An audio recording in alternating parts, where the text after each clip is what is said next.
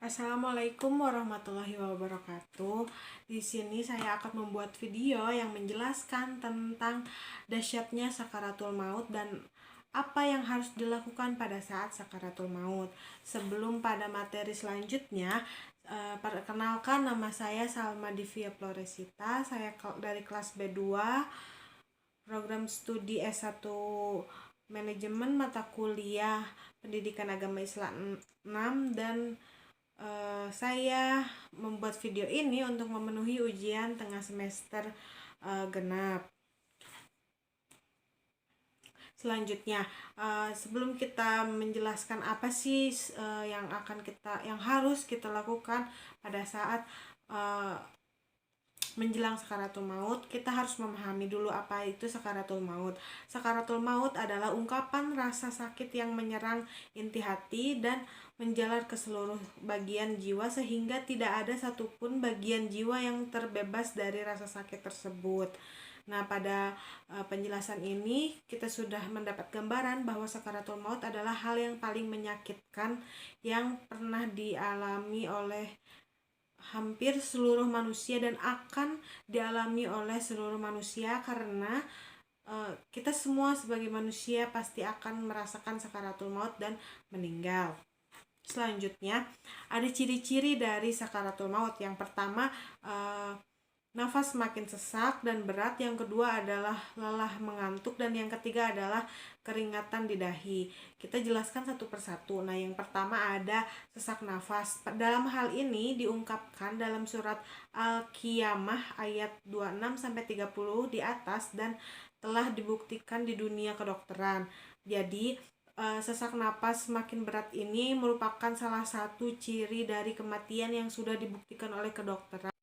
Nah, yang kedua yang harus kita jelaskan adalah lelah dan mengantuk. Lelah mengantuk merupakan perubahan metabolisme yang membuat orang lebih tidak bertenaga, dan lelah mengantuk seseorang akan menghabiskan waktu untuk tidur dan bisa tidak sadarkan diri saat tidur.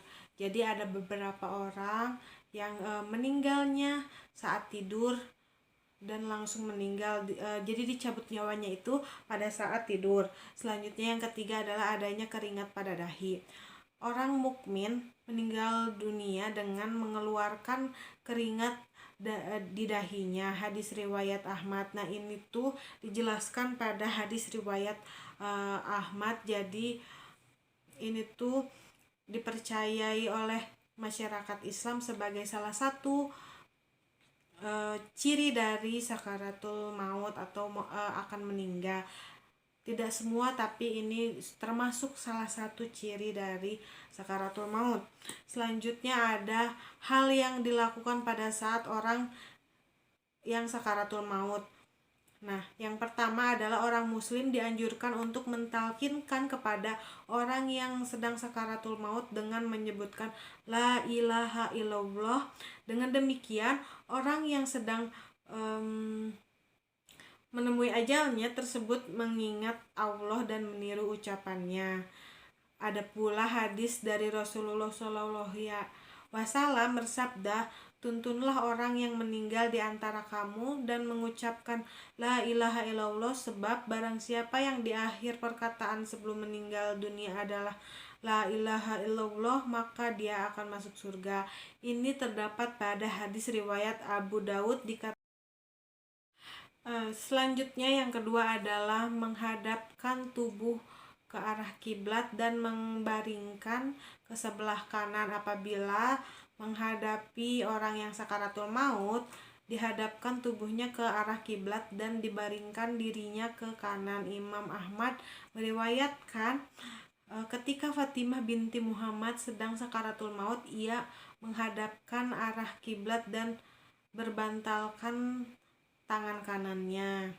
Selanjutnya adalah yang ketiga, membacakan surat Yasin jika menghadapi orang sakaratul maut. Hal ini sebagaimana hadis Imam Ahmad, Abu Daud, Nasai, Hakim, dan Ibnu Hibban meriwayatkan dari Maqol bin Yasar bahwasanya Rasulullah wasallam bersabda, dan bacalah surat Yasin kepada orang yang meninggal dunia di antara keluarga kalian. Jadi kita sudah diperintahkan oleh Rasulullah untuk membacakan Yasin kepada orang yang meninggal, akan meninggal ataupun yang meninggal. Nah, selain mentalkinkan la ilaha illallah juga, Yasin juga sangat penting. Selanjutnya, yang keempat adalah memejamkan mata apabila sudah meninggal. Jadi jika orang yang sudah dipastikan meninggal itu tidak semua langsung menutup mata. Ada juga matanya yang terbuka, ada yang melihat ke atas ataupun yang biasa. Intinya yang terbuka itu diutupkan oleh, diusapkan oleh tangan kita, ditutupkannya itu. Terus yang kelima adalah menutup seluruh tubuh. Jadi jika sudah matanya sudah ditutupkan, tangannya sudah dibenarkan ditutup oleh kain agar auratnya tidak terlihat oleh siapapun. Selanjutnya yang keenam adalah bersedia segera menyiapkan segala sesuatu ketika yakin sudah meninggal. Maksudnya adalah menyiapkan jika kita sudah yakin bahwa orang tersebut sudah meninggal, kita siapkan seperti dimandikan, dikafani, disolati, dan dikubur. Begitu, sekian dari presentasi atau penjelasan video yang saya uraikan. Mohon maaf bila ada salah-salah kata atau kekurangan. Wassalamualaikum warahmatullahi wabarakatuh.